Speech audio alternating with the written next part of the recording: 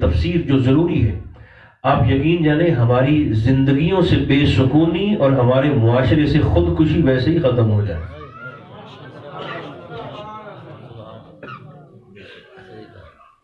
ہر روز صبح اٹھتا ہے تو اس کی طبیعت پر، ذہن پر بوجھ سوار ہوتا ہے، روزی روٹی کا کہاں سے آئے گا، کیسے ملے گا۔ طبیعت چونکہ ناشکری والی ہے۔ سیدھی سی بات یہ ہے، جتنی مجھے ضرورت ہے اللہ نے اتنا مجھے میری جیب میں دیا ہوا ہے، ورنہ سرکار فرماتے ہیں کہ انسان کی طبیعت ایسی ہے، اس کے پاس 2 لاکر نہیں، 2 صندوق نہیں، 2 تھیلے نہیں، انسان کے پاس پیسے سے بھری ہوئی 2 وادیاں بھی ہوں۔ وادیاں، 2 پہاڑوں کے درمیانی حصے کو وادی کہتے ہیں، 2 وادیاں بھی ہوں انسان کے پاس پیسے سے بھری ہوئی، اس کی طبیعت یہ ہے، وہ چاہے گا میرے پاس تیسری بھی ہونی چاہیے۔ یہ ایک طبیعت کی ایک ناشکری ہے، ایک مزاج کا ٹھہراؤ پن نہ ہونے کی وجہ سے انسان کا مزاج یہ بن گیا ہے۔ مجھے اور آپ کو طبیعت میں شامل کیا کرنا ہے؟ حضور داتا صاحب نے ایک بات لکھی ہے، وہ میں آپ کو سناتا ہوں۔ قحط پڑ گیا، قحط سالی ہوئی، کشف المحجوب میں یہ بات موجود ہے۔ قحط پڑا تو ہر طرف پریشانی ہے، لوگوں کے گھروں میں دانے نہیں ہے، تو ایک بندہ بازار میں پھر رہا ہے تھیلا پکڑ کر، خوش خوش، کبھی ادھر ہنستا ہے، کبھی اس کے ساتھ مذاق کرتا ہے، کبھی وہاں کرتا ہے۔ تو ایک بندہ تکلیف میں ہو تو کسی کو ہنستا ہوا دیکھ لے تو اسے تکلیف ہوتی ہے کہ یہ کیا کر رہا ہے، لوگوں کے گھروں میں کھانے کے لیے آٹا اور دانے نہیں ہیں اور یہ یہاں پر ہنس رہا ہے قحط سالی کے دور میں۔ تو لوگوں نے اسے پکڑ لیا، لوگوں نے کہا بھائی تو کیوں ہنس رہا ہے، تجھے فکر ہی کوئی نہیں، تجھے پریشانی کوئی۔ اس نے کہا کہ میں جس مالک کا غلام ہوں نا، میرے مالک کے بھڑولے دانوں سے بھرے ہوئے ہیں، تو مجھے کیا فکر ہے دانوں کی، میں جس کی نوکری میں ہوں، میں جس کی غلامی میں ہوں۔ تو سرکار داتا صاحب ارشاد فرماتے ہیں تبصرہ فرماتے ہوئے کہ جتنا بھروسہ اسے اپنے مالک کے دانوں پر تھا جو گھر میں تھے، فرمایا اس سے آدھا بھی تجھے اپنے مالک کے خزانوں پر ہو جائے، تیری زندگی سے بے سکونی ختم ہو جائے۔ اسپرو و صابرو، خود بھی صبر کرو، لوگوں کو صبر کرنے کی تلقین بھی کرو، ورابطو، اور اللہ فرماتا ہے سستی کا مظاہرہ نہ کرو۔ سرکار فرماتے ہیں ویسے بھی کمزور سا مومن، آقا فرماتے ہیں اس سے زیادہ اچھا مجھے وہ لگتا ہے جو تگڑا مومن ہے، مسعود ہے۔ تیسرا کام یہ کر، پہلا کام اس پہ رو، خود بھی صبر کرو۔ اگر آپ بغیر بولے، بغیر شور کیے تھوڑا تھوڑا آگے ہو جائیں تو کہ جو پیچھے دوست کھڑے ہیں بغیر شور کیے بس جلدی سے آگے ہو جائیں تاکہ وہ جگہ مل جائے، وہ آ کے بیٹھ جائیں۔ آپ تشریف رکھیں اگر جگہ ملتی ہے کہیں، آپ سے کہہ رہا ہوں دونوں پہ آنا، ادھر آ جاؤ، سبحان اللہ، سبحان ادھر آگے آ جائیں، اس طرف آ جائیں۔ نعرہ تکبیر، نعرہ رسالت، یا رسول اسبرو وصابرو، اے ایمان والو خود بھی صبر کرو، لوگوں کو صبر کرنے کی تلقین بھی کرو، ورابطو، اور سستی کا مظاہرہ نہ کرو بلکہ اللہ کے راستے میں نکلنے کے لیے ہر وقت کمر بستہ رہو، تیار رہو، واتقوا اللہ، اور چوتھا کام یہ ہے اپنے اللہ سے ڈرتے بھی رہو۔ مولا یہ 4 کام کریں تو ہمیں اس کا نتیجہ کیا ملے گا؟ خود بھی صبر کریں، لوگوں کو صبر کرنے کی تلقین بھی کریں، سستی کا، کاہلی کا مظاہرہ بھی نہ کریں، اور ہر وقت مولا تیری خفقی سے، تیرے جلال سے ڈرتے بھی رہیں، تو ملے گا کیا؟ اللہ فرماتا ہے لعلکم تفلحون، جس کے لیے تم ساری زندگی کھپ رہے ہو، فرمایا ان 4 کاموں کا نتیجہ یہ نکلے گا، تمہیں تمہارا رب اپنی بارگاہ سے دنیا اور آخرت میں کامیابی کی سند جاری فرما دے گا، فلاح مل جائے گی۔ صبر وہ چیز ہے، سجاد حسین صاحب کے برادری والوں، گھر والوں، میرے عزیزوں اور میرے پیاروں، صبر وہ چیز ہے جس کا ہمارے رب نے 100 سے زیادہ مرتبہ اپنے کلام میں تذکرہ فرمایا، اور آپ دیکھ لیں اس کا نتیجہ کیا نکلتا ہے صبر کا۔ میں کبھی کبھی کہا کرتا ہوں میدان کربلا میں مقابلہ تلوار کا تلوار کے ساتھ نہیں تھا، ایک طرف 22,000 ہیں، ایک طرف کل 72 ہیں، تو تیر کا تیر سے تو مقابلہ بنتا ہی نہیں، نیزے کا نیزے کے ساتھ یا ہتھیار کا ہتھیار کے ساتھ تو مقابلہ بنتا ہی نہیں۔ 22,000 کا مقابلہ 72۔ کربلا کے میدان میں یہ حضور کے خاندان کا درس ہے۔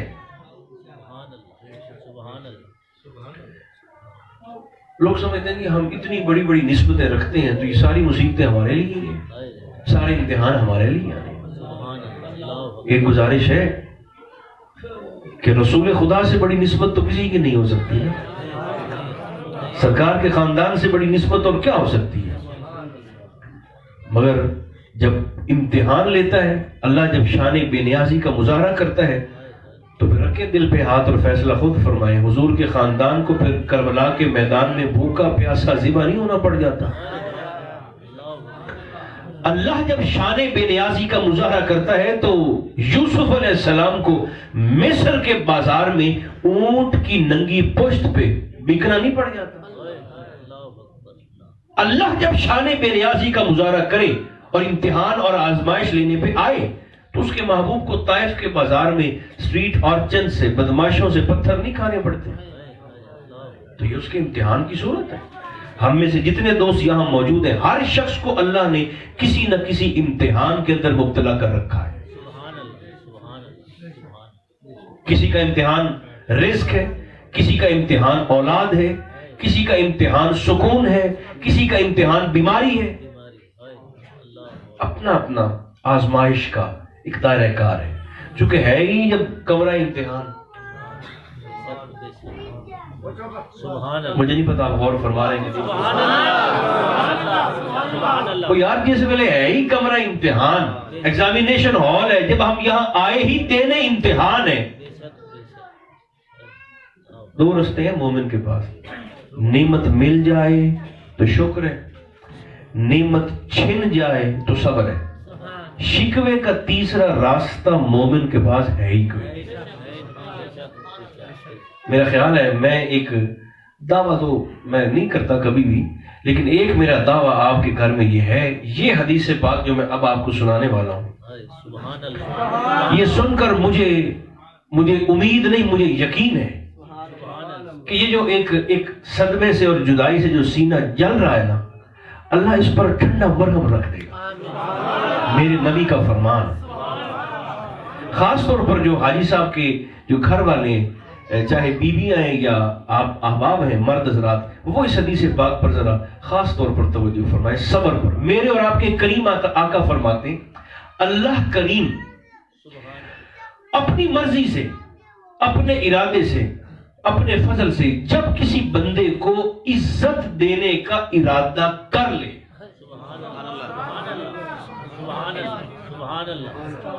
عزت کے متعلق ایک بات یاد رکھیں،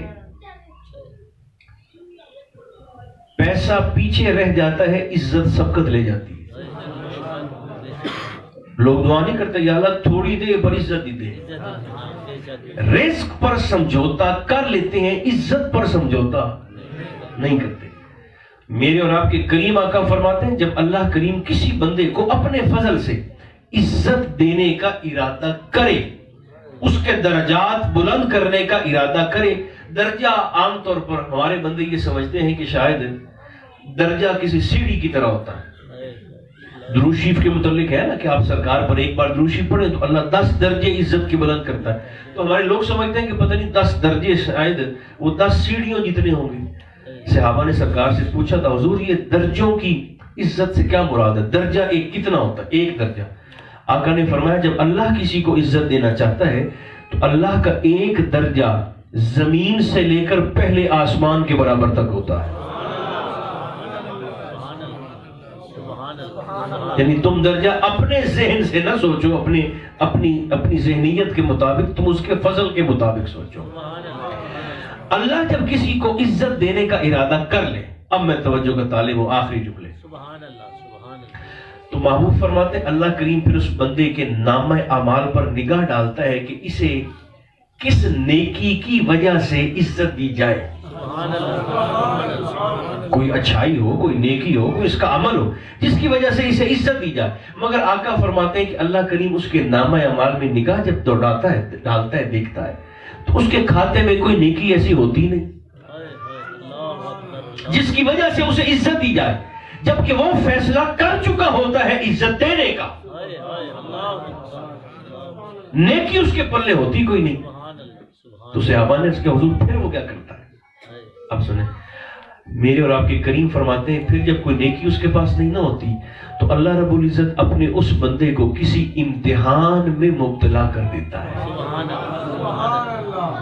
اس پر آزمائش آ جاتی ہے، رزق تنگ ہو جاتا ہے، کچھ دیر کے لیے سکون غائب ہو جاتا ہے، اولاد کی طرف سے تکلیف آ جاتی ہے، کوئی شخص جدا ہو جاتا ہے، موت کی صورت میں آزمائش آ جاتی ہے، اللہ پھر اسے کسی امتحان میں مبتلا کر دیتا ہے۔ حضور پھر کیا ہوتا ہے؟ فرمایا پھر جب اس پہ امتحان دیتا ہے تو اس امتحان پر صبر کی توفیق بھی اسے خود ہی عطا فرماتا ہے۔ آگا پھر کیا ہوتا ہے؟ محبوب فرمانے لگے کہ وہ اللہ کی طرف سے آئی ہوئی آزمائش پر صبر کرتا ہے، اس صبر کی وجہ سے اللہ اس کے عزتوں کے درجات میں بلندی عطا فرماتا ہے۔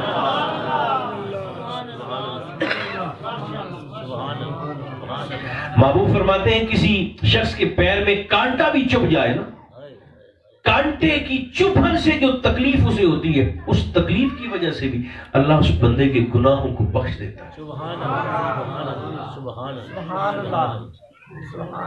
کانٹے کی چبھن تھوڑی ہے، موت اور جدائی کی تکلیف زیادہ ہے۔ تو صبر جو ایک طریقہ ہمارے پاس ہے، بس زبان پر شکوہ نہ آئے، اس پہ رو وصابرو، جو تکلیفیں جو آزمائشیں اللہ کی طرف سے آئیں ان پر بھی صبر، اور جو آزمائشیں اور تکلیفیں مخلوق کی طرف سے آئیں ان پر بھی صبر۔ خدا کرے جو کلمات آپ نے فرمائے، جو میں نے ممبر شریف سے کہے، یہ سارے کے سارے سرکار کے وسیلہ جلیلہ سے مرحوم سجاد حسین صاحب جو حاجی عبدالغفار صاحب کے صاحبزادے ہیں، دونوں باپ بیٹے کے حق میں قبول ہو جائے، اور اس خاندان کے جتنے مرحومین ہیں اللہ سب کے درجات میں بلندیاں عطا فرمائے، ہم سب کا خاتمہ بھی عزت کے ساتھ خیر پر فرمائے۔ صلی اللہ تعالی علی خیر خلقہ محمد و آلہ و اصحابہ اجمعین برحمتک یا ارحم الراحمین۔